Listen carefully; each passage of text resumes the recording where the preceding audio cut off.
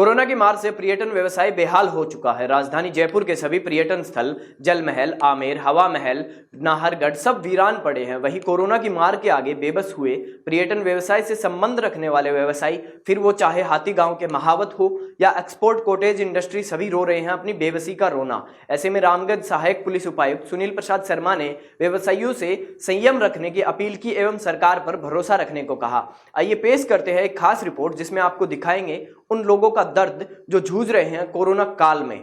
गत कोरोना काल से हाल तक में कोरोना के चलते एक लंबा नुकसान पर्यटन व्यवसाय को झेलना पड़ा। हालांकि कुछ वक्त के लिए देसी सैलानियों के लिए पर्यटक स्थलों को खोला गया था, लेकिन कोरोना की दूसरी लहर के चलते वापस बंद कर दिया गया। आज बात करें टूरिस्ट गाइड की या हाथी पालने वाले महावतों की या उन उद्योगपतियों की जिनका व्यवसाय रोजी रोटी सिर्फ सैलानियों से चलती है, तो आज पूरी तरह से बर्बादी की कगार पर आ चुके हैं। हमारे साथ हैं आमेर महल के टूरिस्ट गाइड हेमचंद सैनी। तो आइए इनसे बात करते हैं कि कोरोना काल में जो पहले पर्यटक आते थे कोरोना काल से पहले और जो अब पर्यटक नहीं आ रहे हैं, तो इन्हें किन किन समस्याओं का सामना करना पड़ रहा है। जो पर्यटक आते थे यहाँ पे, तो ये फरवरी 2020 तक तो आए। फिर उसके बाद में ये जो कोरोना आ गया, उसके बाद में सारे मोनूमेंट्स बंद कर दिए गए। यानी कि जो आमेर रोड है, यानी कि जोरी बाजार से लेकर के आमेर कुंडा तक, यहाँ के जो लोग थे, इनका जो रोजी रोटी था टूरिस्ट से जुड़े हुए थे सारे, इनका पूरी तरह से चौपट हो गया काम और ये लोग बिल्कुल परेशान हो रहे हैं। और रही बात टूरिस्ट गाइड की तो अभी तक किसी ने कोई खैर खबर ही नहीं ली, ना तो सरकार ने ली ना और किसी ने ली। टूरिस्ट गाइड अपनी रोजी रोटी को लेकर के इतना परेशान है कि उसका कोई बयान नहीं दे सकता, क्योंकि जो टूरिस्ट गाइड है उनके पास में टूरिस्ट के अलावा रोजी रोटी के लिए इसके अलावा कोई साधन नहीं उनके पास में। और उनकी जीवन को जीने के लिए टूरिस्ट गाइड के पास में अभी तक सरकार की तरफ से भी कोई मदद नहीं मिली। और अभी बीच में 2-3 महीने के लिए इंडियंस आने लग गए थे यहाँ पे। विदेशी पर्यटक तो पहले से ही बंद है, तो वो भी आना बंद हो गए। अब सरकार से यही उम्मीद करते हैं कि सबको सरकार किसी न किसी तरीके की मदद कर रही है। अगर टूरिस्ट गाइड को भी अगर कोई मदद मिल जाती है तो वो सरकार का आभारी रहेंगे। हमारे संवाददाता ने जब जल महल पर मछलियों का आटा बेचने वाली महिला से बात की तो उन्होंने बताया कि हमारा पेट पलना मुश्किल हो रहा है, सरकार से भी कोई सहायता नहीं मिली। जैसे माता जी यहाँ पे पहले तो कोरोना नहीं था, तो उससे पहले लोग आते थे, भीड़ भाड़ होती खूब आते थे। लेकिन अभी तो जैसे ये मान लो कि सिर्फ पक्षी दिख रहे हैं, चिड़िया, ये मान लो कि चिड़ी भी नहीं दिख रही, पक्षी भी बहुत रेयर चांस में मतलब कम आते हैं। तो अब कैसे आपका गुजारा कैसे होता है? भाई जो रोज के आने वाले है ना, रोज का बंदा हुआ था हमारे गिराक, वो गिराक आ जाते हैं तो रिपोर्ट ले जाते, 50-60 रुपये, कभी 100 रुपये ऐसे ले जाते, उसी से गुजारा हो रहा है हमारे। तो 50-60 तो रुपए आगे से पुलिस वाले आने नहीं दे रहे पब्लिक को, कहाँ से आए। पब्लिक को तो इसलिए नहीं आने दे रहे क्योंकि ये बीमारी है, तो इस वजह से, क्योंकि यहाँ पे भी ज्यादा दिक्कत होगी, अगर लोग ज्यादा आएंगे तो फिर उनको भी दिक्कत होगी। नहीं तब इतना नहीं आ रहा है, कम आ रहा है, बहुत कम इससे आ रहा है, मतलब लोग कम बहुत कम आ रहे हैं। तो हाँ। 50-60 रुपए में आपका गुजारा हो जाता है? क्या करे, चाय पानी तो बन जाए बेटा, आज करके बैठे रहते, अल्लाह क्या करे, क्या करे, घर बैठे हुए कौन देगा, 10-20 रुपये भी कौन देंगे।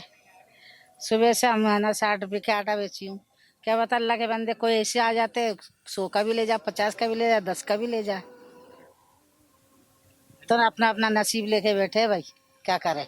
नहीं तो खाएंगे क्या, बच्चे का भूखे थोड़ी मारेंगे, पेट तो चाहते ही है, पेट में तो एक रोटी चाहिए, कौन देंगे, कोई काम धंधा है ही नहीं जो कोई काम धंधा करे, बाजार बंद। आपको कोई सहायता नहीं मिलती? हाँ, हमें तो सहायता नहीं मिली, हमने पहले बड़े लॉकडाउन में हमें नहीं मिला, यहाँ आके बैठे रहे, जब ही नहीं लिया हमने किसी से एक कट्टे, यहाँ बैठ गए हम, तो आके भाई कोई आएगा अल्लाह के बंदे ले जाते थे, कभी 40 रुपये, कभी 30 रुपये, कभी 80 रुपये।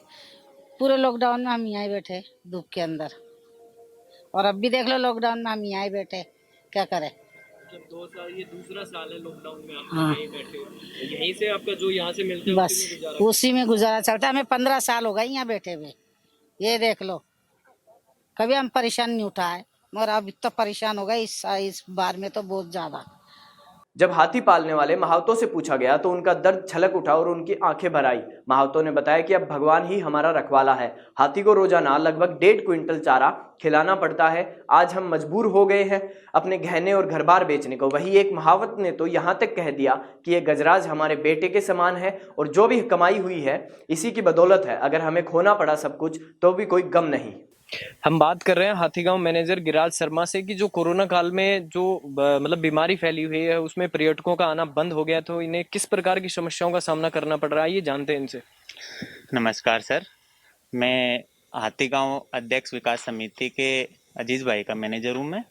और सर मेरे पिछले साल 2019 से जैसे कोरोना का जो कोविड शुरुआत हुई थी तो उस प्रकार मेरे पूर्ण हाथीगांव के अंदर जितने 89 हाथी है अभी प्रेजेंट डेट में, तो कुछ ना कुछ चल रहा था पहले।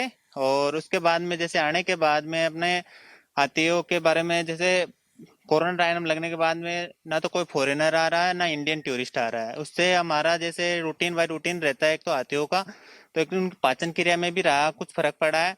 और पैसों की आमदनी भी होने के बावजूद अपने मावत है जैसे परिवार समेत जैसे पारिवारिक जैसे बच्चों की तरह अपने हाथियों की देखभाल करते थे, उनमें भी एक ये संतुलन नहीं बन पाया अभी। और जैसे इनकी आमदनी थी उनमें भी बिल्कुल वो कुछ नहीं बन पाया। मतलब कि जो ये कोरोना काल है इसमें आपकी आमदनी थी वो खत्म हो गई है जी सर। और पर्यटक आना बंद हो चुके हैं और जो ये महावत वगैरह है इनका घर चलना भी मुश्किल हो रहा है। महावत प्लस जो इनके पालक है उनका सबका जैसे किसी ने अपने गहने रख रखे हैं गिरवी पे, किसी ने प्लाट वगैरह थे उनको भी रख रखा है। कैसे न कैसे अपने हाथी बचे रहे, इनका खाना खुराक में कोई कमी नहीं है। तो सर आप सरकार से क्या उम्मीद रखते हैं? आप उनको मतलब अपनी परेशानियां हैं वो जो है वो सरकार के सामने कैसे बता? सर मैं परेशानी यही समझ पाऊंगा जैसे सरकार जब नवनिर्वाचित होती है तो उसका कैंडिडेट हमारे सामने आता है, तो वैसे मैं मानता हूँ जैसे अपने घर परिवार बच्चों का जैसे ध्यान रखते हैं वैसे जैसे हम पालकों के लिए आती एक बच्चों के परिवार जैसे में रहते हैं, तो इनका उनके एक मेरे तरफ से ये मैं कहना चाहूँगा कि एक बार गवर्नमेंट भी मेरी सरकार है तो मैं मेरे बच्चों के जैसे मैं मानता हूँ मेरे हाथियों को, तो उनके ओर भी वो पूर्ण ध्यान दे। इनके खाने खुराक के लेके देखो हमारा बजट था तो संपूर्ण आप 1.5 साल के पीरियड में अब कितना बैन कर सके हम। मतलब कि आप सरकार की आपसे गुजारिश यही है कि सरकार हमें हाथियों को पालने के लिए और जो महावत हैं उनको मतलब पालने के लिए सरकार हमें कुछ अनुदान दे। सर पिछले समय में कुछ महीने तक अंतराल में उन्होंने राशन भी वितरित किए थे महावतों को, प्लस हाथी के लिए 600 रुपए या 500 रुपए की जो एक पर डे की डाइट थी वो भी निर्धारित की थी, तो चूंकि वो बंद कर दिया उन्होंने, तो मैं चाहता हूँ सर 600 रुपए से कुछ भी नहीं होता हाथी के लिए। तकरीबन 2 से 2,500 रुपए पर डे का हमारा हाथी का एक हाथी का खर्चा रहता है पर डे का, तो इसमें कुछ गवर्नमेंट अपने मंशा व्यक्त करे। क्योंकि सर पर्यटन क्षेत्र भी है तो पर्यटन का इस बार सबसे जो भयंकर दुर्गति वाला मामला कह सकते हैं, क्योंकि महावत वगैरह है उनकी भी एक भूखे मरने की सी कगार आ गई है, तो पर्यटन को कितना प्रभाव पड़ा है इसका? देखिए निश्चित रूप से पर्यटन पे बहुत बुरा प्रभाव पड़ा है और इससे जुड़े हुए लोग भी आम जनता ही है। बहुत जो नीचे के स्तर पे जो लोग रोजगार कर रहे थे, जो कर्मचारी थे, सब बेरोजगार हो गए हैं। उनकी तकलीफ से नावाकिफ नहीं हैं हम, लेकिन ये भी जीने का वर्ष है और इसमें मैं यही कहना चाहूँगा कि कोविड प्रोटोकॉल की पालना करें और घरों से नहीं निकलें।